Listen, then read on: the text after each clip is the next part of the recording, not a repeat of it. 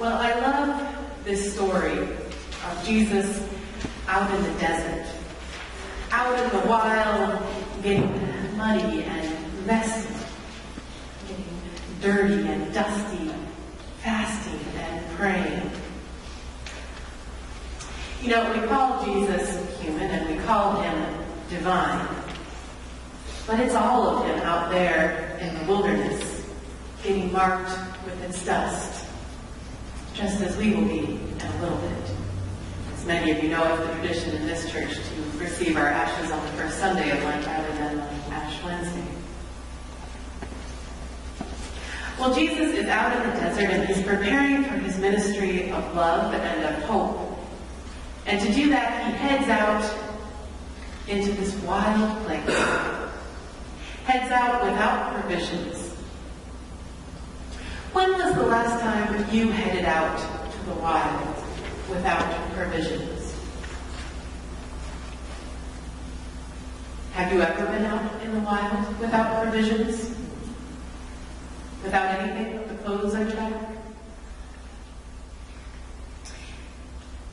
When I first began in full-time ministry, as many of you know, I was a youth minister, and one of the first things I did at that church was to lead a book group for the high schoolers on the book The Hunger Games, which has recently taken off and become a bestseller. The Hunger Games, as you might know, is a dystopian young adult fiction novel. It's set in a future where resources have become extremely scarce, and much of the population has reverted to a much more primitive form of life as a result. To the reader's horror, we discover that the richest and the most powerful among them are practicing something barbaric to keep the ones they oppress in a subservient and fearful position. They demand that from each region, that region send two child tributes, as they call them, child sacrifices. They're assigned by lottery or by voluntary participation. And these children, these teenagers, are thrown into an arena, and they're asked to kill one another and try to survive.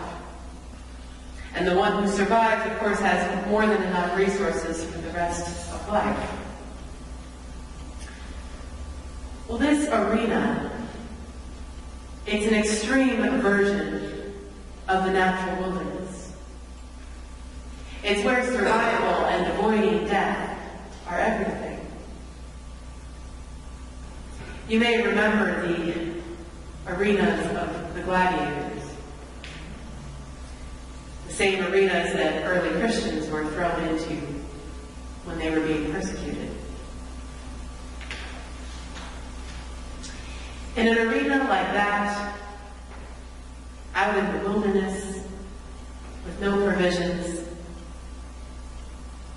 there is the instinct to grasp at every resource, even if it means leaving others without.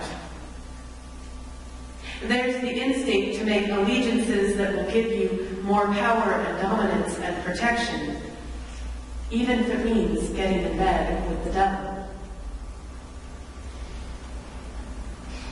And there is an instinct to test the game masters, whoever they are, and see if they will save you or not. These survival instincts, they come naturally. And you see, out in the wild, in the true wild, you don't really need a Satan figure to tempt you. The temptations are right there in your own head.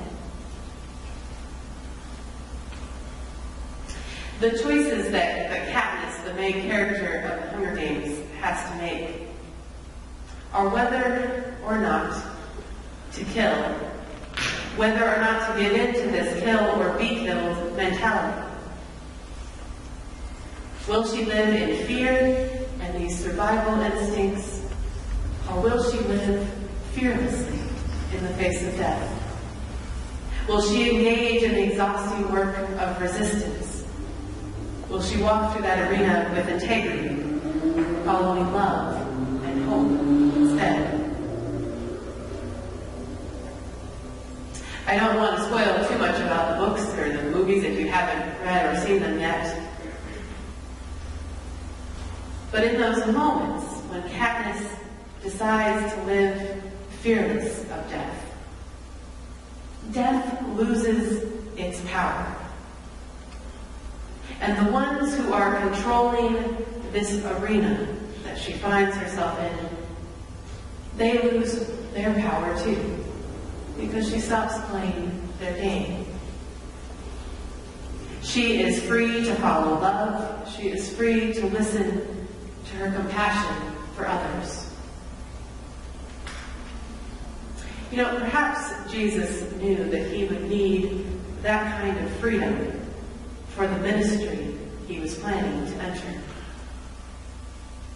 Perhaps he knew he would need that kind of freedom to follow love all the way through death and back into new life again.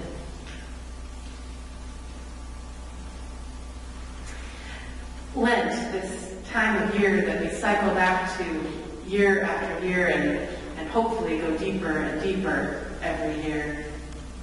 It's that time when we, in our own spiritual lives, attempt to create that wilderness experience. It's where we pull back all those layers of luxury and provision until we encounter and have to wrestle with that wild that exists inside of us. In just a few minutes, I'm going to invite you to come forward and to receive ashes. And this is an opportunity for you to step into that wild of Lent. It's an opportunity for you to stare death in the face and to become aware of all of the fears that dwell inside of you. We do this strange practice year after year so that we can be free to live fully and love fully. We do this so that we might encounter the wild of God, who gets dirty with us, who walks through death with us, and who finds ways to new life with us. I wrote to you in my pastoral e-letter yesterday that ashes represent a whole host of things for us, and they have so many layers of meaning for us. They were what the Hebrew people adorned themselves with when they realized that they were no longer following after the God they loved, who more importantly loved them. They are what people hold in their hands when someone they love dies and is cremated. They're what we hold in our hands when our house burns down. They're what eventually decay and become the nutrient-rich soil that will grow future forests. That's how forests regenerate. Ashes are what is left when we decide that we must get rid of something more permanently than just throwing it away. And so we watch the remains of whatever it was that was painful or something we needed to let go. We watch it burn.